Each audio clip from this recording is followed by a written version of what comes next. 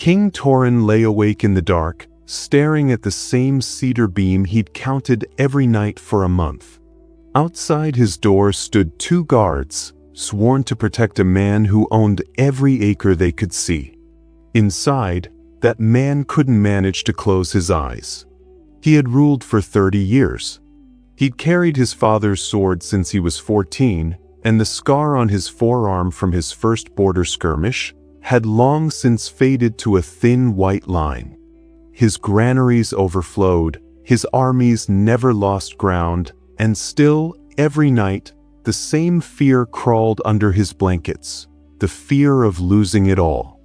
His crown, his health, the people he loved, even the praise of his people, which once filled him with pride, had curdled into dread. The louder they cheered, the more he feared the silence that would follow when they stopped.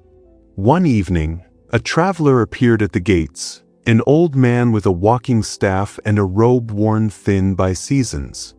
When the guards asked where he'd come from, he only smiled.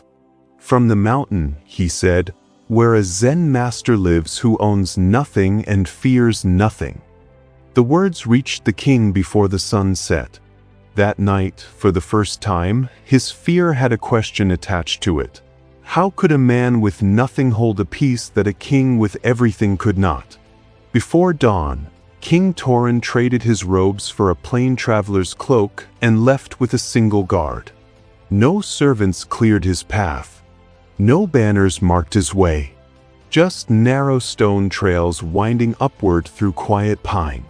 By dusk, they reached a small monastery with no gates, no gold, nothing but wind moving through bamboo. An old monk swept fallen leaves off the path, unbothered, as if a king's arrival meant no more than another leaf falling. "I've crossed half the kingdom searching for peace," Toran said. The monk kept sweeping. Then, without looking up, "Tell me, who is it that seeks peace?" Toran opened his mouth. Nothing came out. He'd expected wisdom wrapped in praise, not a question that dissolved every answer he reached for. "I am the king of the eastern realm. My heart knows no rest," he finally said. The monk set down his broom and looked at him for the first time. "You've told me your title, not who you are." He turned and walked into the trees. "Come."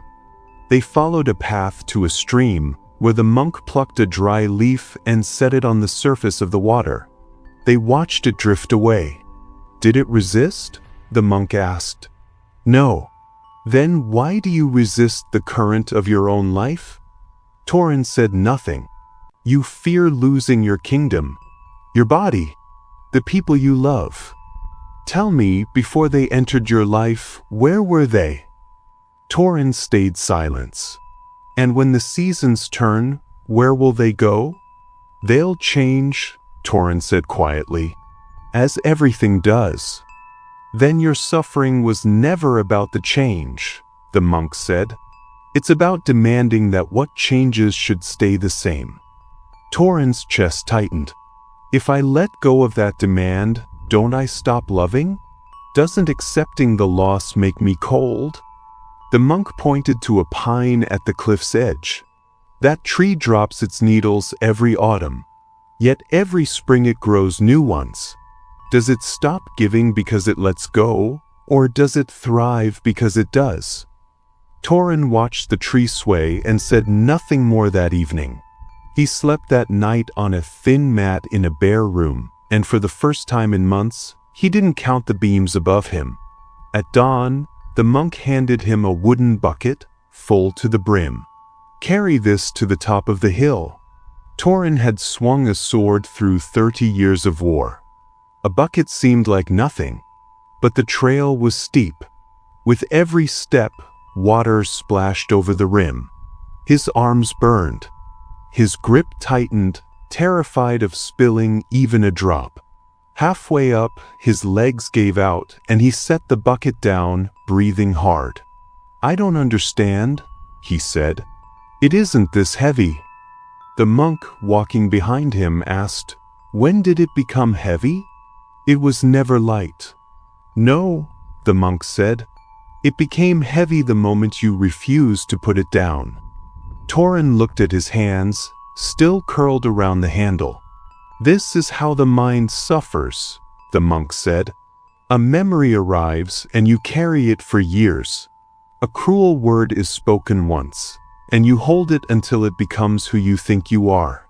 Fear enters your heart, and instead of letting it pass like weather, you grip it until it becomes your cage." Toran looked down at the valley stretching below them. "The mountain doesn't struggle to remain a mountain," the monk said. "The river doesn't fight its bends. The tree doesn't mourn its leaves. Only the mind demands that what is moving should hold still." Toran closed his eyes. He let his thoughts rise without chasing them. Fear appeared and passed. Regret appeared and passed. Even the image of his crown drifted through and dissolved, like a ripple smoothing over still water.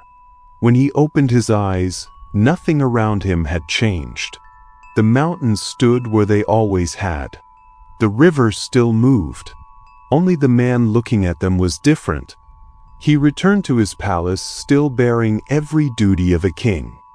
He ruled with the same care, loved his family with the same devotion. But his ministers noticed something they couldn't quite name, a stillness in him that hadn't been there before, as if the throne had grown lighter beneath him. He understood, finally, suffering doesn't begin when life changes. It begins the moment we demand that it shouldn't. And the instant he loosened his grip, peace simply filled the space where fear had been.